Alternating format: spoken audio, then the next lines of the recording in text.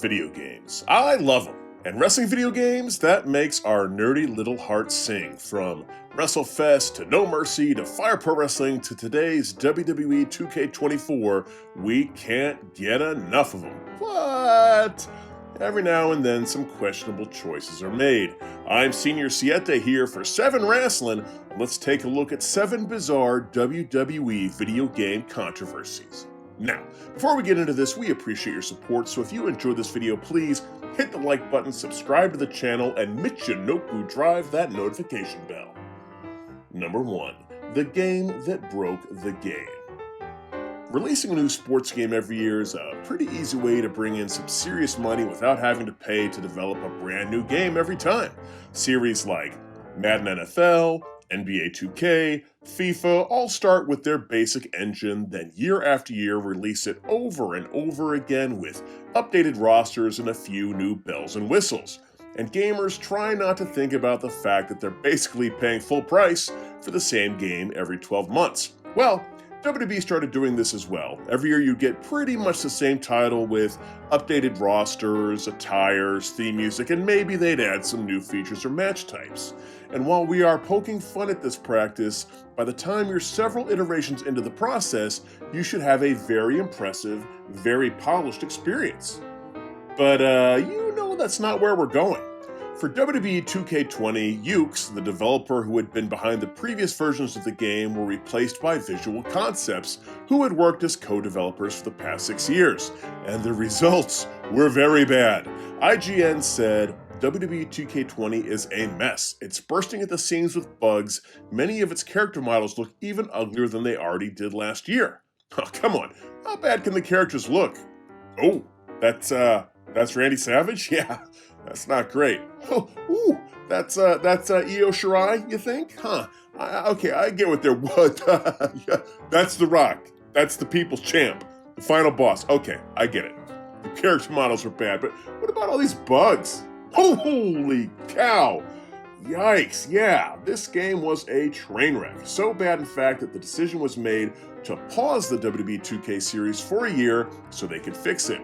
Instead, they released WWE 2K Battlegrounds, which itself was a weird, cartoony, microtransaction-y mess. But at least it wasn't this. Number 2. WWF Gets Dark. The evolution of WWF arcade games goes from the fun but serviceable WWF Superstars to the all-time arcade GOAT in WWF WrestleFest. Seriously, put me in a rumble as Mr. Perfect and watch me wreck house.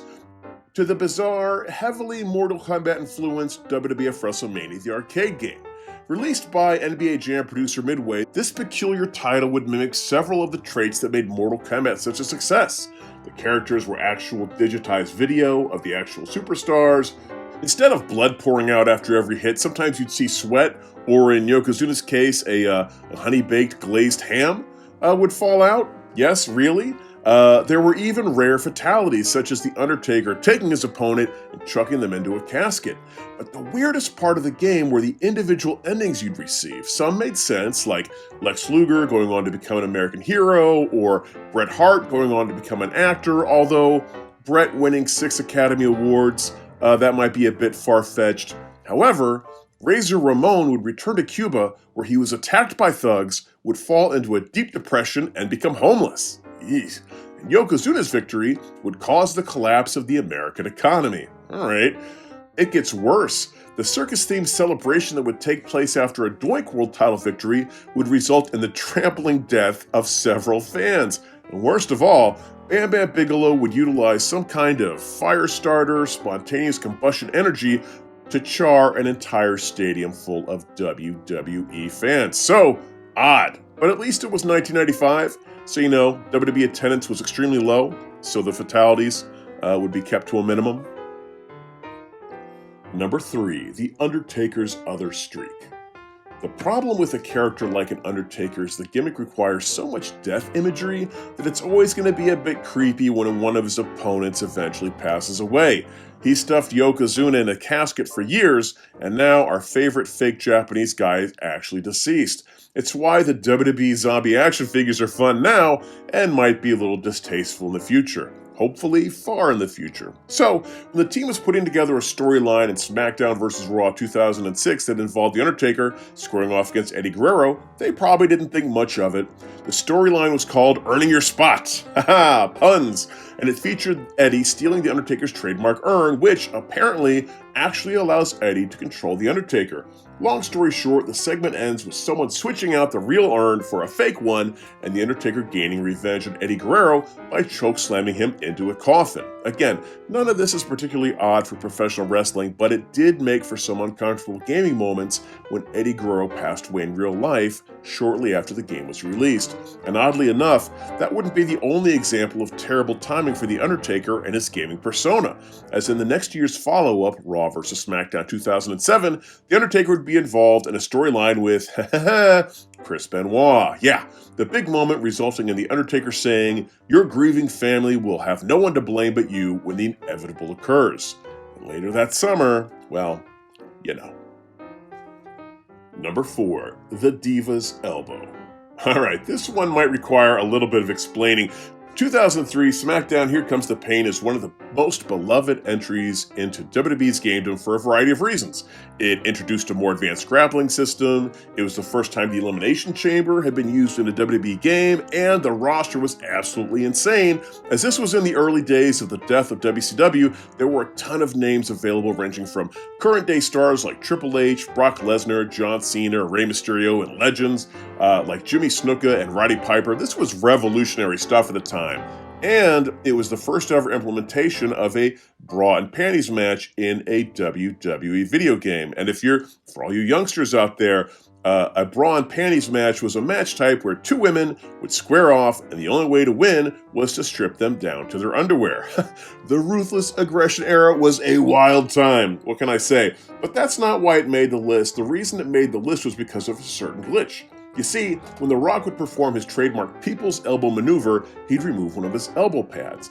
And if you gave the People's Elbow to a diva, say Trish Stratus, in lieu of an elbow pad, she'd just throw off a piece of her clothing. Second People's Elbow, her other piece of clothing. And to prove this was a glitch, the game would freeze and break if your opponent tried to win the match by taking off any more of your clothing.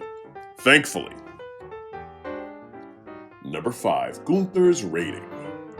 Ratings are extremely important in sports video games. I don't want some third-string quarterback out-dealing Patrick Mahomes. I don't want Drew Gulak running circles around Roman Reigns for a variety of reasons. So there's always a bit of controversy whenever new rankings are released. Seth Rollins is rated higher than Andre the Giant, an outrage. Raquel Rodriguez, higher than Bayley, sacrilege. But as you'd imagine, it's all open for debate, and they usually don't get it that wrong. However, one rating caused quite a bit of a kerfuffle, that being the WWE 2K23 rating of the Ring General Gter. You see, when they first announced the rating for the longest reigning Intercontinental Champion of all time, they gave him a somewhat respectable 88. Too low, you're asking? Is that what drew attention? No. You see, apparently the number 88 is a dog whistle for Indiana Jones's favorite punching bags. Oh, and Gter, with that specific number, yeah, it wasn't the best look. But I'll give them a bit of pass on this because I had never heard of the significance of that number before. So WWE tacked another point onto his score, raising it to the completely inoffensive 89. I mean, maybe it was offensive to Gter because it was the same as Jimmy friggin' Uso, but hey, what are you gonna do? Number 6, Wrestling with the Future. It was a long time before we got a good WWE wrestling game on a Nintendo system. The original NES saw WrestleMania, WrestleMania Challenge, WrestleMania Steel Cage Challenge, and King of the Ring. None of them were anything to call home about. And the SNES didn't get off to a great start with Super WrestleMania, but they finally got a winner with Royal Rumble, 12 wrestlers, a 6-man Royal Rumble. You could knock referees out. It was awesome. But from there, they improved on the formula with Raw's War, which was more of the same, but they gave each wrestler an insane mega move, like Owen Hart turning himself into a helicopter, or Doink the Clown squashing you down like a football and punting you out of the ring. The game was also ahead of its time, seeing as it was the first WWE game to feature a female wrestler as a playable character. Well, there's our list of being leave out any weird backstories for WWE toys or so, which this game was ahead of its time. You see, the game was released in 1994, back when the WWE would use its famous block logo. See, it's right there on the box art. They wouldn't switch over to the Scratch logo until the Attitude Era in 1997. So why does the Scratch logo appear on a monitor in this screenshot? Creepy. Actually, not creepy. It's probably just a pixelated side shot of the block logo, but it's a cool little unintentional Easter egg. Number 7. To ring or not to ring? Gather around, youngsters, while I tell you about the brief time in modern-day pro wrestling history when WWE was surpassed as the top wrestling organization in the United States. WCW, led by Eric Bischoff, had dealt quite a blow to Vince McMahon's empire with their Monday Nitro program and their wildly popular NWO angle. But it wasn't just that. While McMahon was still featuring wrestling race car drivers, Bischoff scoured Japan, Mexico, and ECW for the best unsigned talent. It was an amazing time to be a wrestling fan. WCW even had WWE bested in the virtual world as their WCW NWO World Tour and WCW NWO Revenge N64 games were some of the most beloved wrestling games ever created. But just like WWE would claim Chris Jericho, The Big Show, The Radicals, so too would they claim a partnership with Aki, the company behind WCW's beloved games. WWE's WrestleMania 2000 and No Mercy titles would go on to be the gold standard in wrestling titles, leaving WCW to do their best to pick up their pieces, and the results were not pretty.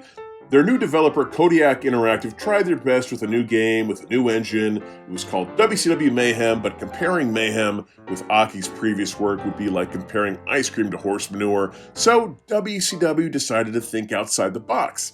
And what's the box in wrestling? Ooh, a wrestling ring. Yeah, that's it. Let's make a wrestling game without a wrestling ring.